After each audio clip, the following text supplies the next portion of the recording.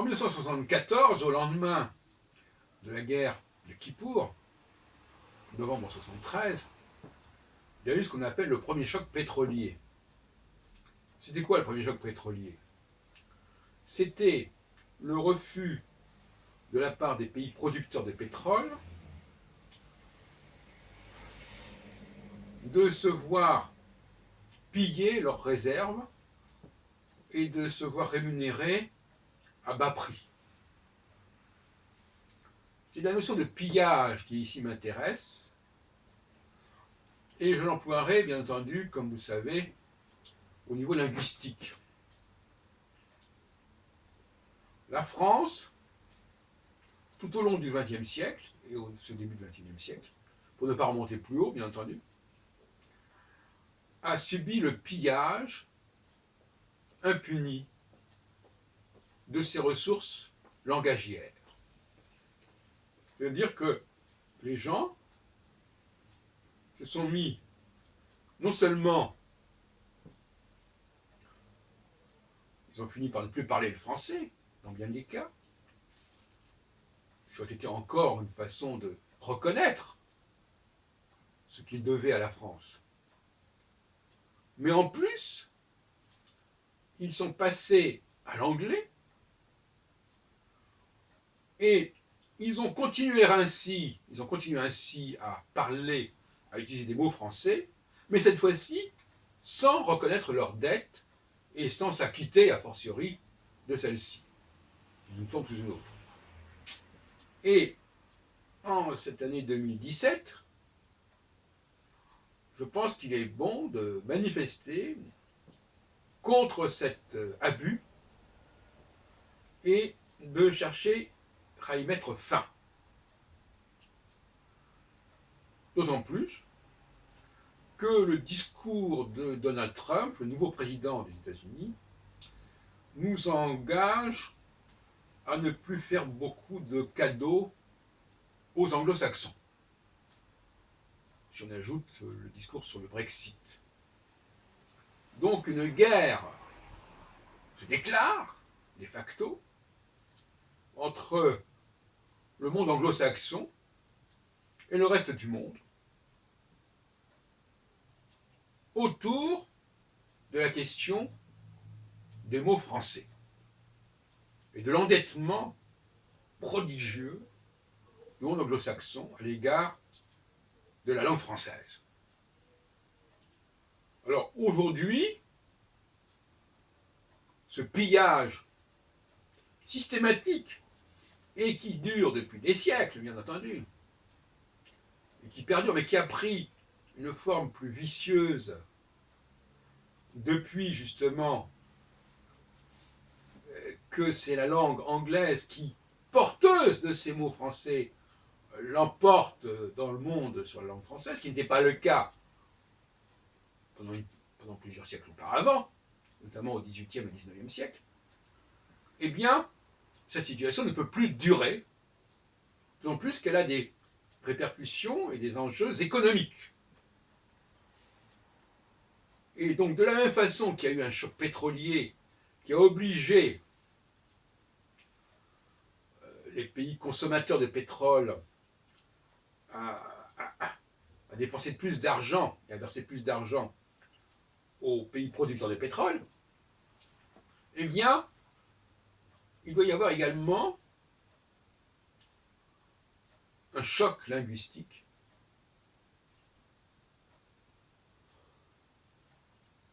près d'un demi-siècle après, concernant l'usage, le bon usage des mots français, des ressources françaises. Alors vous me direz, oui, mais vous comprenez, on ne peut pas nous empêcher, on peut pas nous empêcher d'utiliser des mots. On peut ne pas nous livrer de pétrole, on peut nous faire la grève du pétrole, mais on ne peut pas nous faire la grève des mots. Ça, c'est une forme de cynisme. Du genre, ah, mais vous ne pourrez pas m'attraper, parce que de toute façon, on ne peut rien faire contre moi.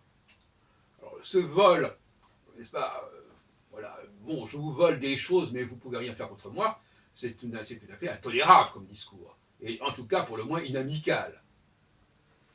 Et donc, je pense que nous serons obligés en Europe de jouer la carte de la guerre linguistique contre les États-Unis. Et d'autant plus que les deux grandes langues mondiales, en dehors du cas de l'anglais, qui est un cas très particulier, puisque c'est une langue hybride, qui doit tellement au français, ces deux grandes langues, et même ces trois grandes langues mondiales, sont l'espagnol, le portugais et le français. Et donc il faut créer une organisation des pays producteurs de mots dans le monde. Alors, dans le cas de l'espagnol, c'est un peu différent. C'est pour ça que c'est pas si simple que ça, parce que dans le cas de l'espagnol, il y a des pays qui parlent l'espagnol. Bon. Donc il y a des pays qui parlent le français. Mais ce n'est pas ça le débat. C'est pas, comme dirait Jacques Attali, c'est pas simplement la question de la francophonie. Ou du moins c'est une conception de la francophonie très élargie que je propose. La francophonie nous a montré d'ailleurs que le français pouvait prendre des formes différentes. Et bien puisqu'il prend des formes différentes, il peut tout aussi bien prendre la forme d'une sorte d'anglais, ou d'allemand d'ailleurs, ou de russe même, englobant une quantité singulière de mots français. Parce que le russe aussi est concerné par cette problématique. On connaît la fascination des Russes pour la langue française, et ça a laissé des traces dans la langue russe elle-même. Tout ça sont des phénomènes de fascination. À tel point justement que l'anglais n'a pas su modifier les mots français, parce que finalement il voulait parler le français quelque part. S'il avait voulu se singulariser par rapport au français, il aurait transformé les mots français considérablement, ce qui n'a pas été le cas. Si ce n'est dans la forme de prononciation, si ce n'est dans le contexte sémantique, ça c'est un autre problème. Et, par conséquent, la France doit faire valoir ses droits sur les mots français, sur les mots français qui font partie intégrante de sa culture, qui sont même en quelque sorte la quintessence de sa culture, quelque part. Parce que si les Anglais ont voulu parler le français, c'est aussi parce qu'ils avaient une fascination pour la culture française. L'apprentissage de la langue est souvent un hommage à la culture, et la langue n'étant qu'un moyen d'accéder à cette culture. Nous ne serons pas dans les détails. Par conséquent, et c'est d'autant plus facile à l'époque d'Internet, à l'époque de toute forme de surveillance, on a vu que la NASA, enfin, la NSA pouvait espionner les courriers, les mails, etc. Donc on voit bien qu'il est parfaitement réalisable, en mettant les logiciels appropriés, bien entendu, de recenser l'usage des mots français, en anglais notamment, et de présenter la facture, voire même éventuellement, mais ça me paraît un petit peu de la science-fiction pour l'instant, voire même supprimer les mots français qui n'ont pas obtenu de licence d'utilisation. Il va y avoir des logiciels de ce type-là.